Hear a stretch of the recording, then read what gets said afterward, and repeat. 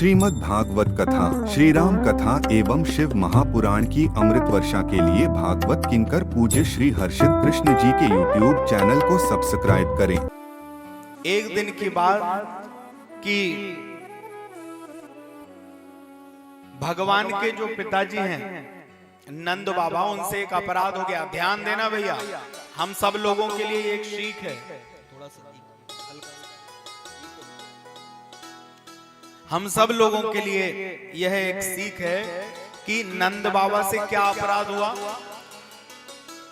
सुखदेव जी कहते हैं कि राजन, एकादशी के दिन प्रातः काल सुबह सुबह नंद बाबा प्रतिदिन यमुना स्नान करने जाते थे, लेकिन उस दिन जब जागे तो ब्रह्म मुहूर्त नहीं आया था। उसके कुछ पहले ही, मतलब रात्रि के अंतिम पहर में, रात्रि की अंतिम बेला में नंद बाबा को भ्रम हो गया कि सवेरा हो गया है, ब्रह्म मुहूर्त आ गया है, और नंद बाबा जो है वो स्नान करने के लिए यमुना में चले गए।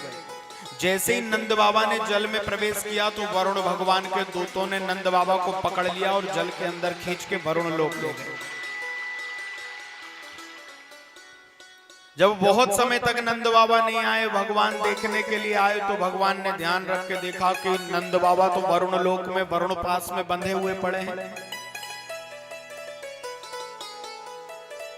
भगवान तुरंत जल के अंदर गए और जैसे ही वरुण लोक में भगवान पहुंचे हैं राजन, तो तुरंत ही वहां के राजा वरुण ने खड़े होकर भगवान का स्वागत किया, अभिनंदन किया। हे प्रभु, आज आप आ गए, भगवान मुझे आज्ञा कर दी होती। भगवान ने कहा, वरुण, हमारे बाबा को बांध के रखा है और हमसे क्षमा याचना कर रहे हो।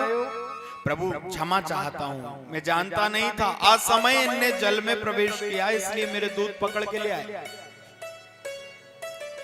कथा हमें ये शिक्षा दे रही है कि सूर्यास्त के बाद और ब्रह्म मुहूर्त के पहले कभी भी किसी नदी या जलाशय में प्रवेश नहीं करना चाहिए।